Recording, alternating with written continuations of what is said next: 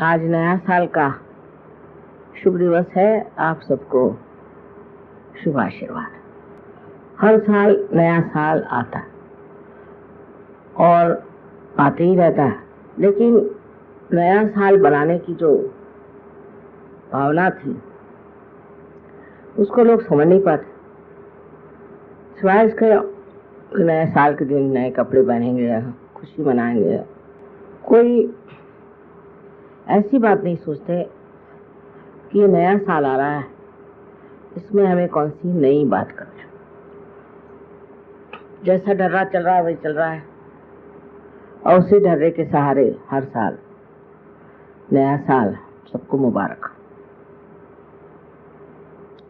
सहयोग में हम लोग जब इतने सामूहिक हैं, ये सोचना चाहिए कि अब कौन सी नई बात सहयोग में करें। ध्यान में आप लोग काफी गहरे उतर गए। ध्यान आप समझते हैं और एक आपने स्थिति भी अपनी प्रस्थापित कर ली, पर नए साल में कौन सी नई बात करनी चाहिए, इस ओर हमारा ध्यान जाना जरूरी है। असल में पहले तो हमें ये भी सोच लेना चाहिए कि हमारे देश के क्या प्रश्न हैं और सारी दुनिया के कौन से प्रश्न हैं, और उन प्रश्नों को हम किस तरह से नतीजे पर ला सकते हैं। उसके लिए मैं सोचती हूँ कि जिन सहयोगों का जहाँ इंटरेस्ट हो उसे वो ध्यानपूर्वक देखें। ऐसे तो बहुत सी चीजें सहयोग में नई नई शुरू हो गई। आप जानते हैं कि इस बार हमने सोचा है कि शिया मुसलमानों को बुलवा के समझाया जाए, उसके लिए कोशिश करें। और शिवाजी महाराज का जो बड़ा पवित्र जीवन रहा उसका भी प्रचार करने की कोशिश करें। तो दोनों चीजें बहुत अच्छी हैं कि शिया लोग समझ जाए धर्म क्या है, और शिवाजी के जीवन को देख करके हम लोग भी समझ जाए कि धर्म क्या और उनके आदर्श क्या थे और उस आदर्श के लिए उन्होंने क्या क्या किया। इतने थोड़े से समय में उन्होंने कितना कार्य करके दिखा दिया। अब संगठित रूप में हम लोग बहुत ठीक हो गए हैं, खासकर दिल्ली में और दिल्ली के आसपास, और सहयोग बढ़ भी रहा। उसके साथ साथ ये भी सोचना है कि हमारे अंदर गरुआपन आ रहा है या नहीं। बस अगर सहयोग बढ़ रहा है, उसकी क्वांटिटी बहुत बढ़ रही है, तो क्वालिटी आई कि नहीं ये बहुत जरूरी तो सोचना और उसकी तरफ ध्यान देना चाहिए। इसके और मैं ये कहूँगी कि ध्यान धारणा आदि के जो कुछ भी आपके ग्रुप्स चल रहे हैं उधर थोड़ा आप लोग मद्देनजर करें, जाके देखें क्या चल, और अपनी तादाद बढ़ाने के लिए आसपास के जो गांव हैं और इस पे जो आपने कार्य किया है, इसी प्रकार और भी आप आगे बढ़ सकें। लेकिन इस नए साल में आपको ये ख्याल करना चाहिए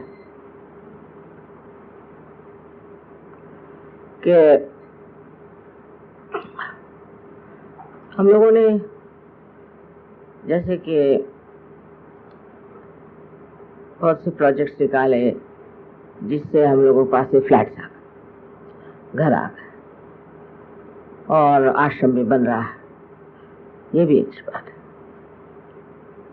लेकिन उस आश्रम में हम लोग क्या करने वाले हैं, क्या क्या चीजें हम उसको बढ़ा सकते हैं, उसमें कौन सी चीजें हम छाप सकते हैं जिससे कि हमारे बारे में लोग जाने। एक चीज मैं सोचती हूँ कि ये बहुत साल पहले मैंने सोचा था कि एक न्यूज़पेपर जरूर सहयोग का चलना चाहिए। तो बम्बई में एक सहयोग का न्यूज़पेपर चल पड़ा, उन्होंने कुछ ऐसी गलतियां कर दी कि वो बंद करना पड़ा। लेकिन अब इतने तादाद में लोग हैं, तो हम जैसे आपका न्यूज़ लेटर आता है वहाँ से उसको ट्रांसलेट करते हैं, तो उसमें ज़्यादातर बाहर के बारे में आता है। इसी की तरह हिंदुस्तान के बारे में भी आप खबर लोगों को दे सकते हैं और कार्य कर सकते हैं। अब मैं सोचती हूँ 3 पैमानों पर खास ध्यान देना है, जिसका कि जागतिक प्रश्न आज है। उन तीनों चीज़ों पे आप अगर ध्यान दें तो पहली चीज़ मेरे समझ में आती है वो है शांति, कि हम अपने अंदर शांति प्रस्थापित करें और बाहर जो अशांति है उसका कारण ढूंढ के निकालें। वो क्यों अशांति है, किस वजह से सारे देश में गड़बड़ या और दूसरे देशों में गड़बड़ है, इसकी जड़ें पहले पता लगानी चाहिए और उसमें हम किस तरह से कार्यान्वित हो सकते हैं। अब जैसे कि चेचिनिया का प्रश्न है, तो हमने रशियन से बात करी, तो उनकी बात वो कहते हैं कि हमारी तो कोई छापता ही नहीं, सब वन साइडेड मामला चल रहा है। तो उन्होंने जो बताया कि चेचिनिया में जो गड़बड़ है वो ये है कि हम अगर साम्राज्यवादी हैं और हम अगर डेमोक्रेटिक कंट्री है, तो इसमें दोनों में बड़ा फर्क है। डेमोक्रेटिक कंट्री में आप लोकशाही में, जो लोकशाही है उसमें आप किसी भी एक धर्म के ऊपर राज्य नहीं कर सकते, और वो धर्म की जो अपना अकेलापन लिए हुए एक्सक्लूसिव रिलीजन, जैसे ये तीनों धर्म जो हैं, बुद्ध का भी वही हाल है, बुद्ध भी वही और महावीर भी वही। तो ये और ये जो 3 धर्म है जो कि 5 इंजिल से आए, जिनको हम कह सकते हैं कि यहूदी, जूस, क्रिश्चियंस और मुसलमान, जो एक एक किताब को सिर्फ मानते हैं और एक ही इनकारनेशन को मानते हैं, और इसलिए वो एक्सक्लूसिव है, लेकिन वास्तविक में एक्सक्लूसिव नहीं। अब ये पॉइंट उनको लिखना चाहिए। वो क्या है कि ये सब धर्मों में समझ लीजिए, आप अगर मोसेस की बात लिखे तो उन्होंने इब्राहिम के बारे में कहा, फिर ईसा मसीह आए, उन्होंने मोसेस, इब्राहिम सबके बारे में कहा, फिर जब मोहम्मद साहब आए इन्होंने तो सब तीनों के बारे में, यहाँ तक कि ईसा मसीह के माँ के बारे में लिखा। तो ये धर्म जो है एक्सक्लूसिव नहीं, ये बनाए गए, इसीलिए झगड़ा होता है। और अगर उनसे अगर कोई कहे कि कोई विश्व धर्म बनाए तो इस बात को बिल्कुल नहीं पसंद करते, क्योंकि फिर वो लड़ेंगे कैसे।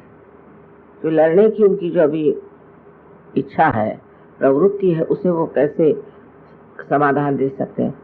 इसलिए वो इस चीज़ को मानने को तैयार नहीं कि धर्म है उनका जो है एक्सक्लूसिव। और ये सारे एक्सक्लूसिव धर्म के ऊपर हम अगर चाहें कि डेमोक्रेसी में एक एक इधर यहूदी आ जाए, इधर वो आ जाए, उधर वो आ जाए, तो झगड़ा चलते ही रहे। इसलिए उनको विश्व धर्म में आना चाहिए। विश्व धर्म में आते ही ये भावनाएं टूट जाएंगी कि हम अलग हैं और वो तो अलग है। अब देखिए अगर आप देखें तो आज भी, इस वक्त भी हर जगह धर्म को लेकर के बड़े बड़े संग्राम हो रहे हैं। वो सब खत्म हो जाए, अगर ये हो जाए कि ये धर्म एक्सक्लूसिव है ही नहीं, आप लड़ क्यों रहे। एक अगर यहूदी है तो वो मानता है, फिर ईसा मसीह वाले लोग हैं वो मानते हैं कि सब लोग उसी एक एक प्रणाली से ही निकले। जब ये बात है, जब वो कोई सा भी धर्म एक्सक्लूसिव नहीं है, तो ये झगड़ा लेकर के और सारे दुनिया में जो आज क्रंदन चल रहा है वो उसको बंद करना है। तो उन्होंने यही कहा कि समझ लीजिए अभी चेचिनिया में ये मुसलमानों को हमने राज दिया, तो ये मुसलमान कौम अब प्रसिद्ध है कि एक एक आदमी 28 बच्चे तक पैदा करता है, और इन्होंने ऐसे बच्चे पैदा कर करके, और वो तो कहते हैं कि फैक्ट्री है वहाँ की औरतें, और अपने को मेजॉरिटी बना लिया। अब कल इनको अगर ये राज दे देंगे तो ये फिर यही करेंगे, और फिर आप उनको कैसे रोक सकते। तो इनके धर्म में जो है, जो कुछ भी शक्ति है वो ये है कि हम बहुत बड़े तादाद में, तो ये बढ़ाना कोई मुश्किल है इनके। और इस तरह से ये अगर बढ़ गए तो ये तो सारे रशिया को खा जाएगा। तो ये रशियन क्यों नहीं होते, इसी एक धर्म को लेकर क्यों चलते हैं। तो मुसलमानों का तो ये है कि अब जैसे हिंदुस्तानी तो वो पहले मुसलमान है फिर हिंदुस्तानी, ये सारे देशों में। पर अब यहाँ के मुसलमानों ने ऐसी चपत खाई पाकिस्तान में कि हर रोज 1818 से लेकर 20 लोग मारे जा रहे हैं जो हिंदुस्तान है। अब वो उनका इंटरव्यू आया था, शायद नहीं आपने देखा हो, वहाँ आया था तो उन्होंने ये कहा, न खुदा ही मिला न विसाले सनम, न यहाँ के रहे न वहाँ, ऐसी बुरी हालत है। अब यहाँ के हिंदुस्तानी लोगों के खोपड़ी में आ रही बात कि हिंदुस्तान में जो लोग रुक गए वो बहुत समृद्ध हैं, वो सब ठीक हैं, उनकी कोई परेशानी। वहाँ तो सबको ये है कि कौन आदमी कल कट के खत्म हो जाएगा पता नहीं, ये दशा, और मारे जा रहे पाकिस्तान में, क्योंकि वहाँ सिंधी और पंजाबी जो है वो नहीं चाहते लोग रहे। चाहे हिंदुस्तानी होने की वजह से उन्होंने अपना एक ग्रुप बना लिया और सब कराची के आसपास रहते हैं। अब कहते हैं मैं कराची दे दो, और क्योंकि हम मेजॉरिटी, अब कराची उनका एक ही पोर्ट है। तो सारे जो ये धर्म है, जो खासकर इस्लाम में जो सबसे बड़ी बात उन्होंने कही है कि जब तक तुम खुद को नहीं जानोगे तुम खुदा को नहीं जाने, पहले खुद को जानो। और जो दूसरी बात जिस पर इन्होंने आफत मचाई हुई है वो ये है कि ये निराकार को मानते हैं, साकार को मानते ही नहीं। जो निराकार को मानते हैं वो जमीनों के लिए क्यों लड़ रहे हैं? वो तो साकार जड़ चीज है। जब आप निराकार को मानते हैं तो निराकार को प्राप्त करें, और निराकार को प्राप्त किए के बगैर आप सिर्फ जमीनों के लिए लड़ रहे हैं, ये भी दूसरी गलत बात है। पर इन लोगों को समझाना आसान नहीं है और इनके तो खून सवार है।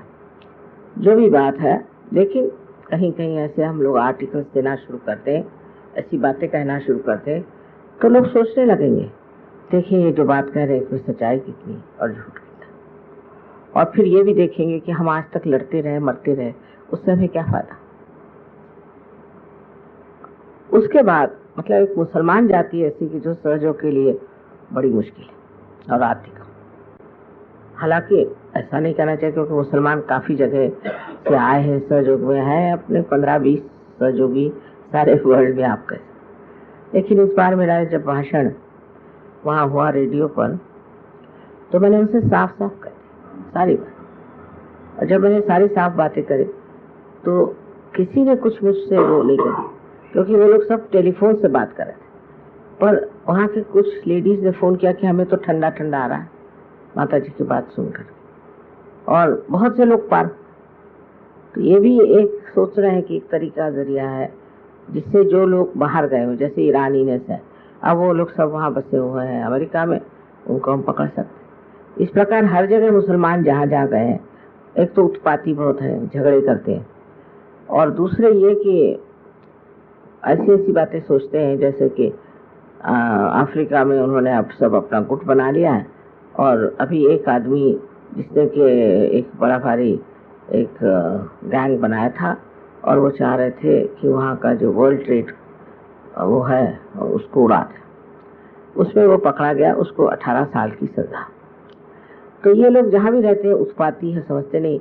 समझाने की जरूरत है कि जब आप निराकार में विश्वास करते हैं तो आप जमीन के पीछे में क्यों लड़ रहे हैं। और दूसरी बेवकूफ़ी की बात इनकी ऐसी भी जब आप मर जाएंगे और जब आप गाड़े जाएंगे, तो जब क़याम आएगा, जब रिजरेक्शन का टाइम आएगा, तो उस वक्त में आपके शरीर निकल आएंगे और उनको रिजरेक्शन होगा। अब बताइए 500 साल बाद कौन सा शरीर का हिस्सा निकलेगा और किसको ये होने वाला। इस प्रकार आप सोचिए कि काफ़ी अजीब चीज़ है, पर इसको किसी तरह से लिख करके और ये करके हम लोगों को चाहिए कि कुछ न्यूज़पेपर में ये लिखा जाए और उनको बताया जाए कि बेवकूफ़ी की बातें करते हैं और इस बेवकूफ़ी में फंसे। और सबसे बड़ी तो बात है कि मोहम्मद साहब ने कुरान नहीं लिखी। 40 साल बाद मोहम्मद साहब की कुरान लिखी गई। ईसा मसीह ने कभी कोई बाइबल नहीं लिखी और नहीं मोसेस ने कुछ लिखा। इस प्रकार ये भी बात है कि उसकी ऑथेंटिसिटी क्या है, इसके लिए आप लोग लड़ रहे हैं। अब ये अगर इस तरह से चलते रहे तो नर्क में जाएंगे और कोई इलाज तो मुझे दिखाई देगा। तो बेवकूफ़ी की भी कोई हद होती है और ऐसी बेवकूफ़ी की बातें करके और इनका कोई कल्याण नहीं हो सकता। अब अगर इनमें से मुसलमानों में से कोई ढूंढो तो बहुत मुश्किल है। हो सकता है एक आध दो निकल आए और आदमी तो इतनी हिम्मत कर ले कि ये बातें कहे और समझाए। पर ये लोग सब डरते हैं कि वो मारे जाएंगे और उनको खत्म कर देंगे, पर ऐसा होगा नहीं, क्योंकि अगर सहज में आए तो कोई किसी को मार नहीं सकता। उतनी हिम्मत कोई अगर करे तो इन लोगों को समझा सकते हैं। और ये जो सबसे बड़ी चीज़ है कि हमारी शांति खत्म हुई है, ये धर्म की वजह से। ये जो अधर्मी धर्म है उसकी वजह से हमारे अंदर शांति। अगर एक चीज़ यही खत्म हो जाए तो युद्ध का कहती हूँ कि एटलीस्ट 75% प्रॉब्लम सॉल्व हो जाए। अब दूसरी बात यह है कि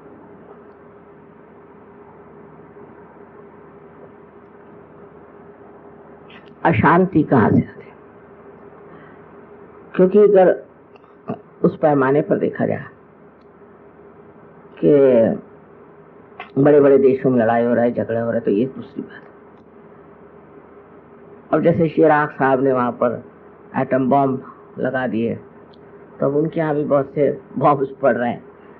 लेकिन अगर आप व्यक्तिगत देखें, इंडिविजुअली देखें, तो इंडिविजुअल में जो अशांति वो कहाँ से आती है, किस वजह से मनुष्य अशांत हो जाता है। अब उसकी जड़ें अनेक, आप कहेंगे जेलसीज हैं, एम्बिशंस हैं, ये है वो है, और राइट साइडेड आदमी हो तो अशांत रहेगा। लेफ्ट भी रह सकता है, क्योंकि लेफ्ट दुखी बन के रहेगा और राइट जो है वो अपने को सुखी समझ के रहेगा, पर है तो दोनों में ही अशांति। उसके लिए उनकी अशांति को हमें ठीक करना है। अब मैंने मेरी किताब में आपने पढ़ा होगा कि मैंने उसमें जीन्स के बारे में लिखा। सहज में आने से जीन्स ठीक हो जाते, और जब जीन्स ठीक हो जाएंगे तो इंसान अपने आप शांत हो जाए, कहने की कोई ज़रूरत नहीं, और उसकी सारी ही तबीयत बदल जाए। तो उसमें मैंने काफ़ी एक्सप्लेन करके बताया है फास्फोरस पे, कि फास्फोरस जो जीन्स में होते हैं, तो जब आदमी ड्राई हो जाता है तो फास्फोरस एक्सक्लूड करता है, वो तो आप जानते हैं एक्सक्लूड करता है। तो अभी गर्लीकर कह रहे थे कि माँ ये तो पॉइंट किसी ने आज तक कहा ही। एक साहब को फास्फोरस पे 3 बार 3 लोगों को नोबेल प्राइज मिला, पर ये जो बात आपने कही ये किसी ने आज तक कही। तो मैंने कहा ये नोबेल प्राइज के लिए तो गए ही हुए हैं, शायद हो ही जाएगा पीस पर बात क्या है कि जब आदमी के अंदर अशांति आ जाती तो अशांति में ग्रुपबाजी हो सकती है। मैं सोचती हूँ 2 तरह से, एक तो अहंकारी लोगों की होती है, और दूसरी जो कि लेफ्ट साइडेड है, पजेस्ट। अफ्रीका की जो गड़बड़ है वो है पजेस्ट लोग, लेकिन बाकी जो है इनके अहंकार की।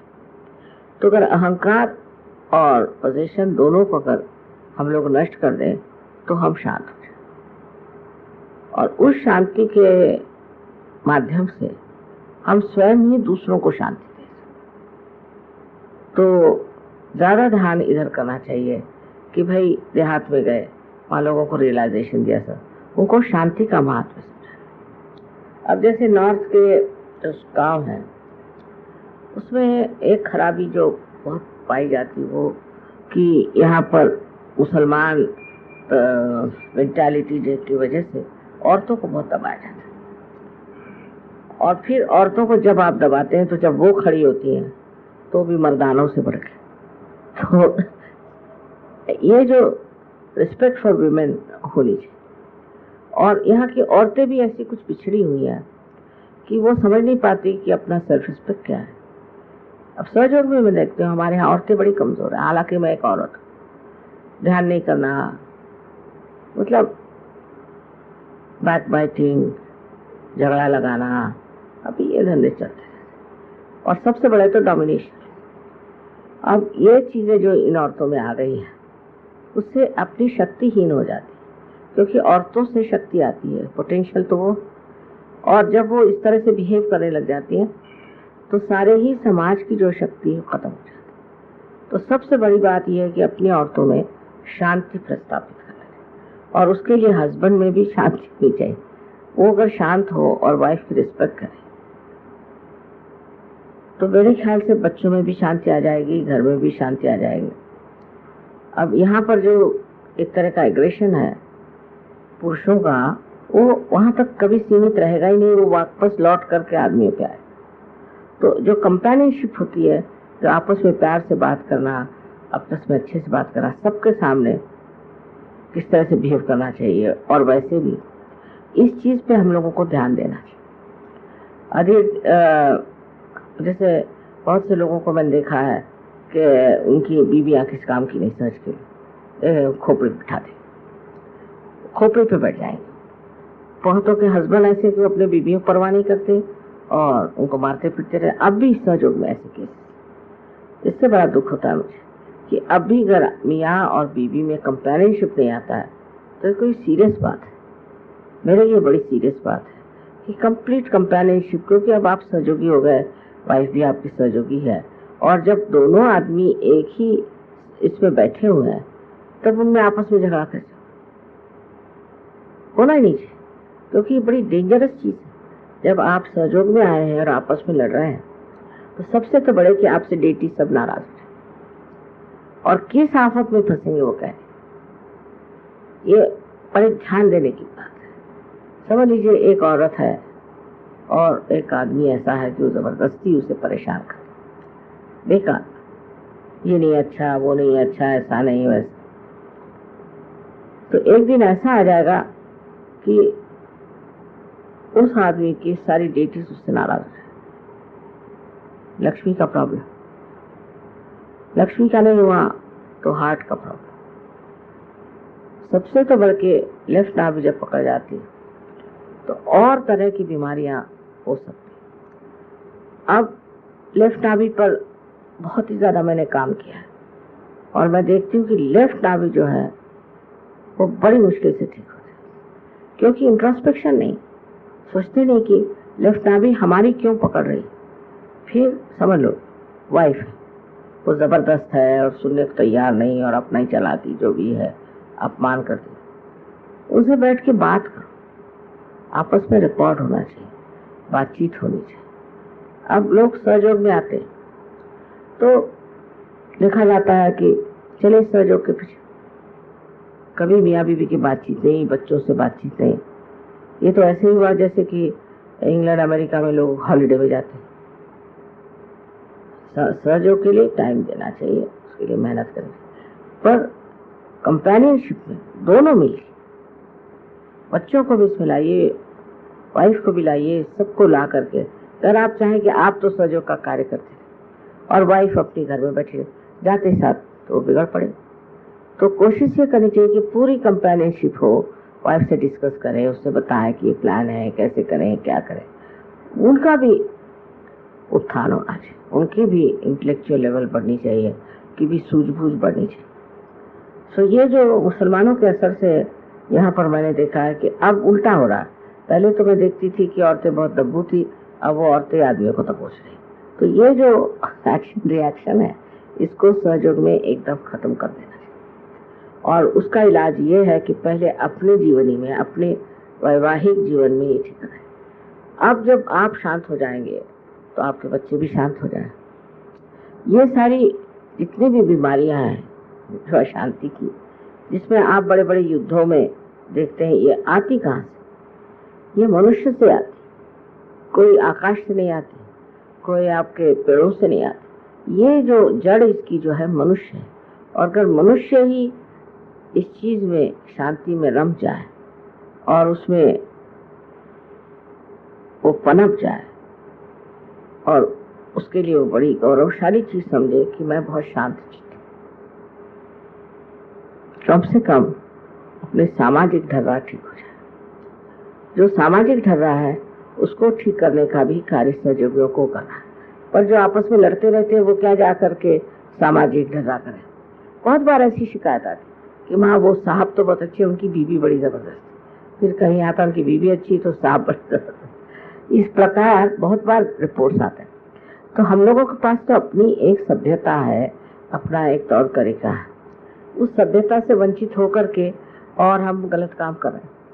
क्योंकि अपने यहाँ कम से कम जैसे हम महाराष्ट्र में देखते हैं, बीवी की बहुत इज्जत करते हैं और बीवी भी हस्बैंड की बहुत इज्जत करते हैं। एक सभ्यता है और उसमें ऐसा नहीं चलता कि हस्बैंड वाइफ को सोचता है कि वो कोई और चीज़ है या उसका दर्जा उससे कम है। बहुत बार मैंने समझाया कि रथ के दो पहिए होते हैं, एक अगर छोटा बड़ा हो जाए तो ठीक नहीं, दोनों की सिमिलैरिटी नहीं होती। उनकी ये कहना चाहिए कि उनकी हाइट एक होती, बनावट एक होती, सब होती, पर दोनों अगर राइट का लेफ्ट में लगा और लेफ्ट का राइट में लगा तो लगेगा ही नहीं। तो दोनों में जो है अपनी अपनी विशेषता। जैसे एक औरत है, औरत की अपनी कमजोरियां कहने से उसकी एक अपनी तबीयत होती, आदमियों की अपनी तबीयत होती है। घड़ी लगाए रहते हैं, घड़ी चलती रहती आदमियों की। तो मैं तो बहुत आदमियों से तुम घड़ी उतार दो पहले। अब औरतों को है जरूर थोड़ा टाइम लगता है, कहीं जाना हो कुछ हो, अब वो टाइम से नहीं चले तो हो गया आदमी लोग खत्म। इस प्रकार छोटी छोटी चीज, यानी ये बड़ी छोटी चीज, इस पे ही सारा झगड़ा शुरू हो जाता है। और मुझे ये लगता है कि कुछ आदमी सोचते हैं वो इंचार्ज है सब चीज के, अब टाइम से पहुंचना नहीं हुआ, टाइम से तो कोई ऐसी आफत नहीं आने वाली। धीरे धीरे अपने माइंड को ऐसा ट्रेन करें कि जिससे आप रिएक्ट न करें। हर समय माइंड को ऐसी दशा में रखना चाहिए कि रिएक्ट न करें, सिर्फ उसको देखते मात्र। धीरे धीरे आपको आश्चर्य होगा कि आप भी ठीक हो जाएंगे, आपकी बीवी भी ठीक हो जाए। और दोनों को ये चीज प्रैक्टिस करें कि दोनों जो है इसको विटनेस की तरह से। तो ये जान लेना चाहिए कि औरत चीज अलग है, आदमी अलग चीज, और उनके जरिए अलग है, उनके तरीके अलग हैं। हालांकि दोनों की समझ लीजिए सिमिलैरिटी यही है कि दोनों इंसान हैं। अब इस पर थोड़ा सा आप लोगों को खोज करना चाहिए कि सहयोग में इस प्रकार के प्रॉब्लम्स क्यों आते हैं। जैसे एक लड़की लखनऊ की आई थी यहाँ पर शादी होकर, उसके 2500 प्रॉब्लम खड़े। उस लड़की से बातचीत करना चाहिए, उससे पूछना चाहिए क्या बात है क्या नहीं। सहयोग किसी को तोड़ने के लिए नहीं, सबको जोड़ने के लिए। तो कोई जब चीज टूटती है तो उसके पीछे क्या कारण है, कैसा है, इस तरफ आप लोगों को देखना चाहिए और उसको जोड़ना चाहिए।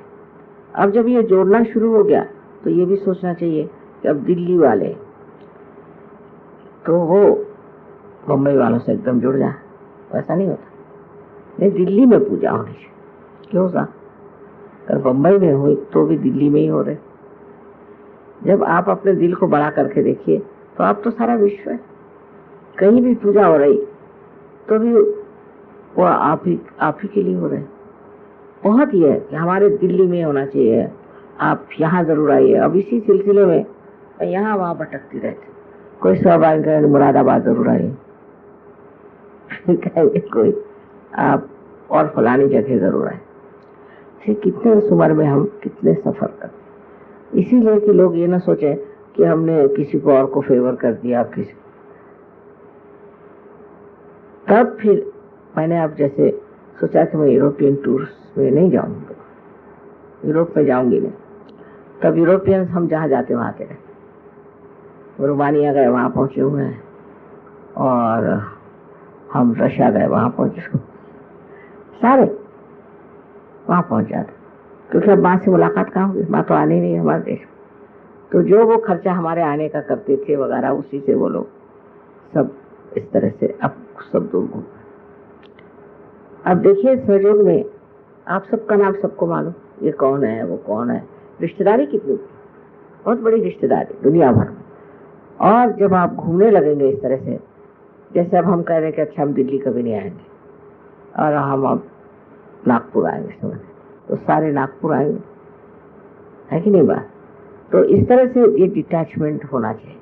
तो मैं देखती हूँ कि माँ आप यहाँ आइए, आप वहाँ आए, कोई सोचता ही नहीं कि इस उम्र में हम इतनी मेहनत कर रहे हैं, इतने हमें चलना फिरना पड़ता है। और जरा सा इस तरह से अगर आप हर समय ये इधर खींच रहा है, उधर खींच रहा है, उधर खींच रहा है, तो कैसे हो सकता। तो इस पर भी थोड़ा सब लोगों को समझाना चाहिए कि माँ को जितना कार्य करना चाहिए तो उतना माँ ने कर दिया, और अब वो उनकी जो मर्जी होगी वो होना चाहिए। हम लोग उन पर कोई चीज़ नहीं लाए। वो कहेंगे तो पूजा करेंगे, वो खुद कहें मान जाए तो है, नहीं तो नहीं। उन पर जबरदस्ती किस तरह की नहीं करनी। इससे एक हो जाएगा कि हमारी हेल्थ थोड़ी बच जाएगी। अगर और थोड़ा कार्य करने का है उसके लिए मैं नहीं चाहती कि मेरी खींचातानी हो। अब जो भी आपको प्रोजेक्ट करना आप लोग उसे करिए, व्यवस्थित रूप से उसे सोच लें और वो बोझा मेरे सर पे मत डालिए। छोटी छोटी चीज़ों के लिए, कोई बीमार है फ़ोन कर दे, फलाने बीमार, अरे भाई तुम लोग सब सजो पावर्स दे दिए, मुझे क्या परेशान करेंगे, आप लोग करिए। अब आपकी जिम्मेदारी। मैं तो सोचती हूँ मेरे बच्चे बहुत बड़े बड़े हो गए हैं, बहुत रिस्पॉन्सिबल हो गए हैं और सब कुछ समझते हैं, और ये दिलासा आपको देना चाहिए कि माँ आपको परेशान होने, हम लोग ठीक कर लेंगे, हम इस चीज़ को ठीक कर लेंगे, उस चीज़ को ठीक कर लेंगे। इस तरह से जब शुरू हो जाएगा तब मुझे इत्मीनान हो जाएगा कि ऐसी कोई बात नहीं। अभी तो हालांकि ऐसी हालत है कि यहाँ से चिट्ठियों पे चिट्ठी, किसी का कुछ, लेकिन उनसे कहना चाहिए कि भाई आपको चिट्ठी भेजना तो सेंटर्स में भेजो, आप क्यों माँ को परेशान करें। अब ये देखना चाहिए कि कितने लोगों ने सहयोग के, कितने लोगों के प्रॉब्लम सॉल्व कर, हमारे जैसे हम ही सॉल्व करें उसका ये प्रॉब्लम। अब जब ये बात आ जाती तब पहले तो आपको सहयोग पूरी तरह से मालूम होना चाहिए और आप शुद्ध अंतःकरण से करें। दोनों चीज़ बहुत ज़रूरी है, क्योंकि अगर आप बहुत से लोगों को देखा, हाँ लाओ तुम, मैं ये तुमको ठीक करता हूँ, तो उसके ऐसा दम निकाल देते हैं कि वो आदमी कहता बाबा सहयोग से छुट्टी। तो ऐसा करिए कि एक कमेटी बनाए और उस कमेटी के थ्रू सॉल्यूशंस होने चाहिए। और जैसे इनको ये है, अब कहीं गए तो उन्होंने बताया साहब ये इनका ये प्रॉब्लम है, उनका ये प्रॉब्लम है। अब मेरे ख्याल से ये दशा से आप लोग पूरी तरह से परिचित है, आप जानते हैं क्या करना चाहिए हर एक चीज़ के। और अगर मन पड़ा तो मैं एक किताब इस पर भी लिखना चाहती हूँ कि किसी को कोई प्रॉब्लम हो तो उसको कैसे सॉल्यूशन देना है।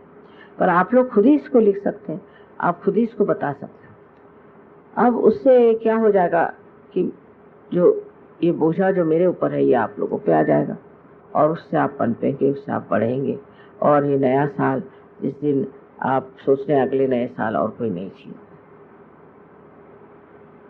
इसके लिए मैं आपसे सबसे पहले कह रही हूँ, बाद में मैं प्रदेश में कहूँगी, इसलिए कह रही हूँ कि आप में जो धर्म है, में जो एडवांटेज है, जो सभ्यता आपके अंदर है, उसके बूते पर आप बहुत ज़्यादा कुछ कर सकते हैं। फॉरेन में भी लोग आपको बहुत मानते हैं, कहते हैं कि अगर कोई इंडियंस मिल जाए तो नथिंग लाइक इट। अब एक लेडी को भेजा इंडियन को वहाँ शादी करा कर, उन्होंने ऐसे तमाशे कर दिए कि बाबा इनको भेज दो वापस कोई अंग्रेजी की।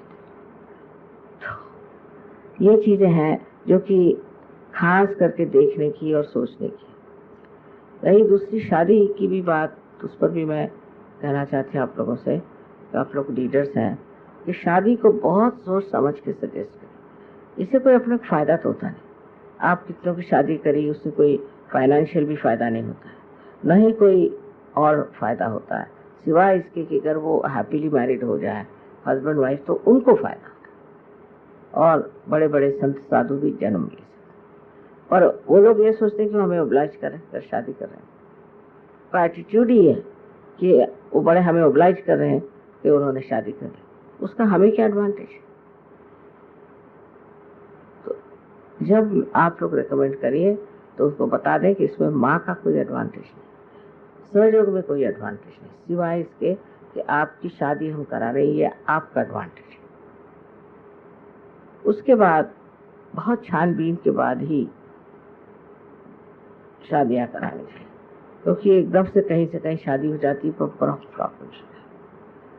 ये सब देखते हुए कि अब लोग ठीक हो रहे हैं, मैरिजेस ठीक हो रहे हैं, मुझे बच्चों की तरफ भी ध्यान देना है।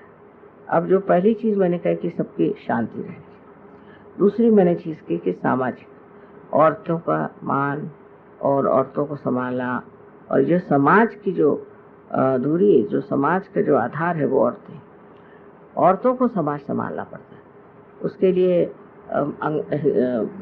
पुरुषों की इतनी ज़रूरत नहीं, पुरुषों का काम है कि अपना इकोनॉमिक्स पॉलिटिक्स करते हैं, पर औरतों को समाज तो वो सैक्रिफाइसिंग होना चाहिए, समझदार होनी चाहिए और सूद होनी चाहिए, तब ये समाज अपना ठीक है। अब बहुत सी औरतें हैं भी जनरस नहीं है, कभी स्वजों के बारे में खास जानती नहीं, और जो जानती है वो अपने पता नहीं क्या समझती। तो उनमें बैलेंस लाना, उनको बिठा के समझाना, ये बहुत ही ज़रूरी काम है। दिखने में लगता है कि ऐसी कोई बात नहीं, लेकिन मैं सोचती हूँ कि ये बड़ी अहम बात है, बहुत इम्पोर्टेंट बात है कि जो हमारे यहाँ की स्त्री है उसको पता होना चाहिए वो क्या है, किस लिए इस दुनिया में आए, उसका क्या कार्य है। वो है समाज बनाने वाली, और उसको समाज बनाने में कहाँ तक आप मदद कर रहे हैं या समझ रहे हैं। इस तरह से एक ध्यान इधर हो जाए तो दूसरा मतलब ये कि औरतों की तरफ ध्यान देना चाहिए, बहुत जरूरी है। तीसरी जो चीज मैंने बताई है वो है कि बच्चों के बारे में। अब बच्चों के बारे में भी हमारे जो ख्यालात हैं, जो कुछ भी है, उसको समझना चाहिए। बच्चों से बातचीत करनी चाहिए, पूछताछ करनी चाहिए। इंग्लैंड में एक किताब उन्होंने छापी जिसमें उन्होंने बच्चे सबके बारे में क्या कहते हैं वो लिखा। वो जब छापी, जिस दिन पब्लिश हुई दूसरे दिन सारी की सारी।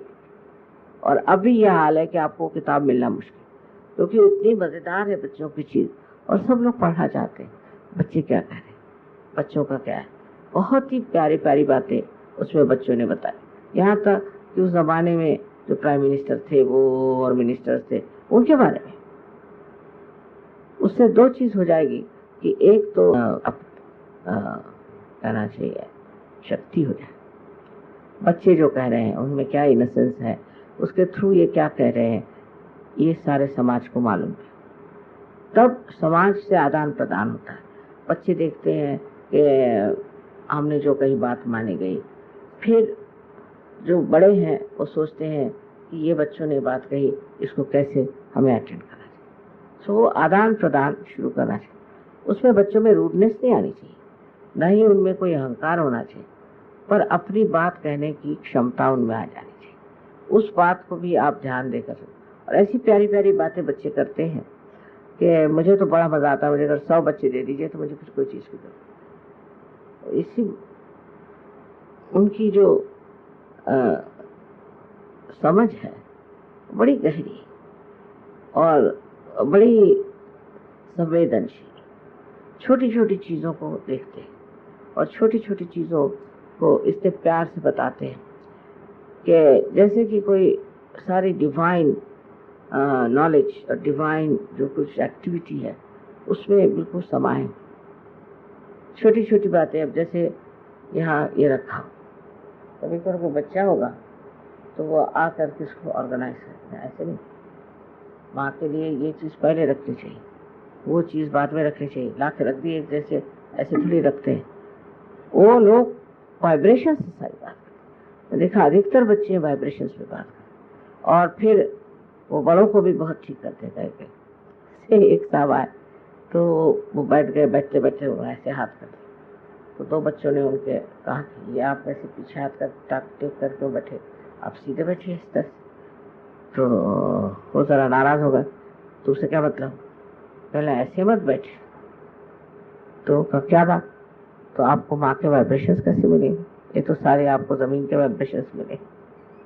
तो हैरान हो गए कि ये बच्चों अच्छे को छोटे छोटे 3-4 साल के बच्चे, ऐसे अनेक चीजें उनकी हैं जो मुझे मालूम है।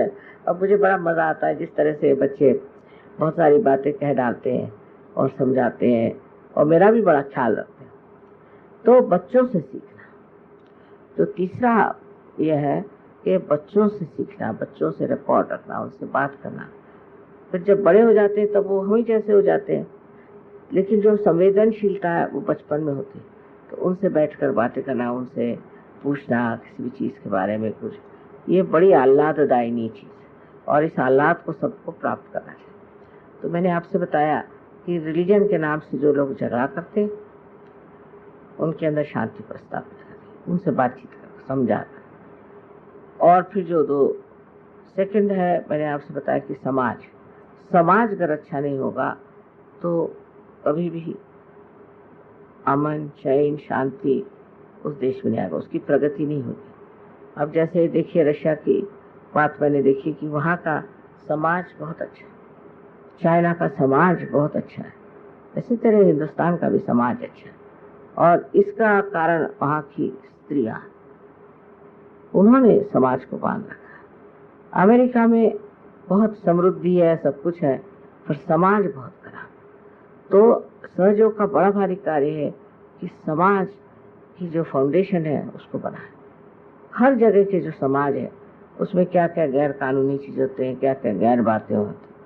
अब जैसे वहाँ पर अमेरिका में एक छोटी लड़की को बहुत मारा पीटा गया, ये वो, तो उनका फोन आया, माँ हम चाह रहे हैं उस लड़की को सपोर्ट करो। कहा बिल्कुल करो, उसको बहुत जरूरी, उसको क्या चाहिए क्या नहीं उसको अपने पास ला कर रखो, देखो और उसकी बहुत मदद करो, पुलिस से पूछ करके कि हम इनको संभालते।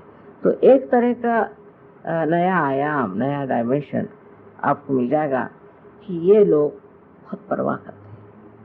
कोई परेशान है, किसी के पास में खाने पीने को नहीं है, किसी के पास में और कोई चीज़ जिसके लिए परेशान है, वो किसी लालच की वजह से नहीं पर परेशानी की वजह से परेशान है, तो उसकी तरफ ध्यान देना हम लोगों को अब बहुत ज़रूरी हो गया। टाइम आ गया कि जब हम सामूहिक तरीके से समाज के प्रश्नों का हल निकालें और इस तरफ ध्यान देना चाहिए। जैसे एक इन्फर्मरी निकाले कि जो लोग बुढ़े हो गए हैं और जो चल फिर नहीं सकते, तो उनको जो है कोई रहने की जगह होनी चाहिए। फिर वहाँ एक रेफ्यूजी कैंप निकाला, फिर वहाँ एक लेपर होम निकाला। काफ़ी छोटी उम्र से हमारे तीनों चीज़ें शुरू करा, हम चले आए पर अभी तक वो चल रही। तो इस तरह की तरफ भी ध्यान देना चाहिए कि समाज में इस तरह के लोग हैं जो कहना चाहिए कि एक तरह से वंचित, उनकी हेल्थ नहीं अच्छी, जिसको कुछ नहीं। अगर आप इस तरह के समाज को मदद करें तो बड़ा आपके प्रति सबको आदर और प्रेम हो जाए। अपने प्रति तो हम लोग कर ही रहे हैं, अपने को तो हमने पा ही लिया, पर हम औरों को क्या दें। और खासकर सहज की शक्ति के कारण आप जितने लोगों को चाहें उनकी बीमारियां ठीक कर सकते हैं, उनको मदद कर सकते हैं, उनके साथ अच्छाई कर सकते हैं, उनके आश्रम बना सकते हैं। तो एक तरह से समाज का एक बोझ हमारे ऊपर है कि जब हमारे पास परमात्मा ने इतनी शक्ति दी है तो हम इस समाज को सुचारू रूप से किस तरह से परिवर्तित करें कि जिससे इनकी शारीरिक, मानसिक, बौद्धिक और सांस्कृतिक, इसके अलावा इनकी स्पिरिचुअल शक्ति भी बढ़ जाए। ये एक कार्य सहयोगियों को लेना चाहिए और अलग अलग जगह से ऐसे लोगों को लेकर समाज में जो लोग पिछड़े हैं, जो दुर्बल हैं, उनकी मदद करना चाहिए। धीरे धीरे आपको आश्चर्य होगा कि आपके बारे में पॉपुलैरिटी सारे देश में फैले। असल में लोग ऐसे फोरम बनाते, इस तरह की चीज़ें बनाते हैं सिर्फ वोट लेने के लिए में या कुछ कमाने के लिए। हमको तो वो सब नहीं चाहिए, पर सिर्फ अपनी शक्ति से आप इस तरह के लोगों को ठीक कर सकते हैं। अब वो लोग अगर ठीक हो जाए तो वो स्वयं अपनी शक्ति से ये सिद्ध कर सकते हैं कि सहयोग से लोगों का भला हो। और इतना ही, और ये भी वो सबसे खुलेआम कह सकते हैं सहयोग क्या है क्या नहीं। पर आपको अब, मेरा मतलब है कि आज नए साल में ये जो हमारा एक ढर्रा है या ये जो शेल है जिसमें हम लोग रहते हैं, उससे निकल करके और बाहर की ओर प्रोजेक्शन करें।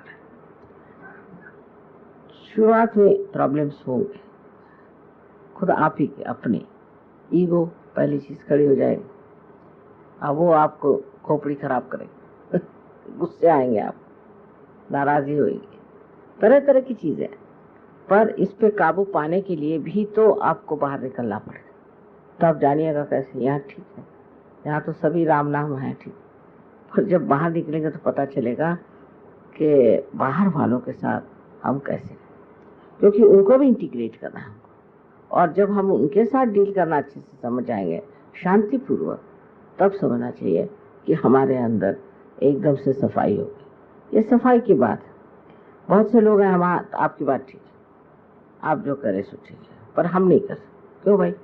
क्योंकि आप भगवान हैं और हम ये। मैं कहा भगवान तो कुछ भी नहीं करते, वो तो बिल्कुल दूर ही रहते हैं। अगर हम भगवान हैं और हम कर रहे हैं, इसका मतलब ये है कि आप भी अपनी जो स्थिति है जो आपने इतनी ऊंची स्थिति पाई हुई है उसको आप इस तरह से बनाइए कि उसकी उपादेयता हो। ये नहीं कि बेकार में आप सहयोगी बने बैठे, उसके उपयोग में लाने की पूर्ण व्यवस्था होनी चाहिए जो आपके पास आ सके। और उसके जब आप अपने और ध्यान देंगे तो आप देखेंगे कि आपका घर, आपका समाज और आपका देश सभी जगह एक तरह का नया स्वरूप आ जाए। अभी भी सहयोगी देखिए तो हैं बड़े अच्छे, उनके मुंह पर तेज है, आंखें चमक रही हैं, वाइब्रेशंस आ रहे हैं, ये तो कोई भी रियलाइज सोल के हो सकता। पर आप में एक और चीज है, इसकी उपादेयता है, इसका यूज आप दूसरों पर कर सकते, सामूहिकता। और जब वो चीज शुरू हो जाएगी सामूहिकता में, जब आपका आप अग्रसर होंगे, मूवमेंट होगी आपकी, तो आपको आश्चर्य होगा कि ये जो आपकी पावर्स हैं जो हैं, ये न तो आप सबको उससे ठीक कर सकते हैं और आप उनको दे भी सकते हैं। पर ये आज तक हम लोगों ने जैसे है ना कि सब लोग एक्सक्लूसिव बहुत है इस मामले, सहयोग माने सहयोग, और किसी से को बात करें तो किसी भी पैमाने पर ये बात हो रही हो उसमें ध्यान देना चाहिए। और उधर बातचीत करने में कोई हर्ज नहीं, और नहीं इसमें कोई हर्ज है कि आप उन लोगों को सहयोग में खींचें, और जो नहीं है सहयोग में कोई हर्ज नहीं, पर उनके लिए तसल्ली और उनके लिए शांति देना जरूरी है। तो इस 3 पैमाने पर आप लोगों को काम करना है कि हम कैसे कर सकते। अब जैसे आप लोगों ने बैठ करके हमें मकान के लिए ठीक कर दिया, जमीन ठीक कर दी, बड़ी बात, उससे बड़ी बात मैं कह रहा हूँ वो ये कि हम लोगों के जो दुनिया भर में रेपुटेशन है उसमें आना चाहिए कि ये गरीबों की मदद करते हैं, औरतों की मदद करते हैं, ये डाउन ट्रॉडन लोगों की मदद करते हैं, बीमारों की मदद करती है। मिशनरी डील से नहीं, पर यह कि अंदर से इनको महसूस होता है और ये करते हैं। इससे सहयोग के लिए 4 चांद लगता है, और ये हम लोगों को करना चाहिए, इसकी मेहनत करनी चाहिए, कोई मुश्किल चीज़ नहीं। तो ये नया साल में जो मैंने कहा इसको ट्रांसलेट करके भी आपको भेजना पड़ेगा, क्योंकि वो लोग तो सुनना चाहेंगे कि कैसे क्या। एक तरह से हमारे इंट्रोस्पेक्शन को बढ़ाना चाहिए, और जब वो बढ़ने लगेगा तो आप उस पॉइंट पे पहुंच जाएंगे जहां बिल्कुल निर्विचारिता आ जाएगी। और जैसे निर्विचारिता आ जाएगी आपको चाहिए कि उसको किसी तरह से आगे बढ़ाते हैं। निर्विचारिता में जो आप कार्य कर सकेंगे और कभी नहीं कर सकते। तो इसलिए अपनी तरफ ध्यान दे करके, अपनी ओर ध्यान दे करके अपने को निर्विचार होने का प्रयत्न करें। ध्यान में निर्विचारिता लानी चाहिए। उस निर्विचारिता में आप अपने माइंड से ऊपर चले गए और सारी जो कोई कॉस्मिक शक्तियां वो आपको मदद करेंगी, और आपको जो मन होगा वो सब हो सकता। पर ये सब करते वक्त आपको निर्विचार होना चाहिए, ये बहुत जरूरी बात है। और नहीं तो ये आधा इधर आधा उधर इस तरह से चले। बहरहाल अब तो ये जरूर कहना चाहिए कि बहुत अच्छे हम लोग सब व्यवस्थित रूप से संगठित हो गए हैं। पर इसकी उपादेयता, ये जो हमने किया, जो हम रियलाइज सोल्स हो गए, तो क्या वो किस लिए किया? या बुद्ध के जैसे मरने के लिए किया, या महावीर के जैसे कपड़े उतारने में किया? किस चीज में इसका उपयोग किया हमने, कहाँ कर? और मैंने देखा है लोगों को वाइब्रेशंस का उपयोग बहुत करते हैं, कहीं जाए कोई प्रॉब्लम हो तो वाइब्रेशंस करना शुरू। पर ये तो अपने लिए हम करते हैं, अपने उपाधि तक या ज्यादा ज्यादा सहयोग के लिए। और जो नॉन सहयोगी है उनके लिए भी इसको इस्तेमाल करना चाहिए, और कोई कठिन बात नहीं। तो आपके अंदर ये शक्ति है, चाहे जिसको देना चाहे आप दे सकते हैं। तो तब जब ये परोपकारी होने की जो प्रवृत्ति आपके अंदर जागरूक हो गई तो कोई भी प्रश्न नहीं रह जाएगा। अब यही कहना है कि अपने जो भी कहा बैठ कर लिख लीजिए और उसका सिलसिला बना लीजिए, और सोचिए कि इस पर क्या कर सकते क्या नहीं।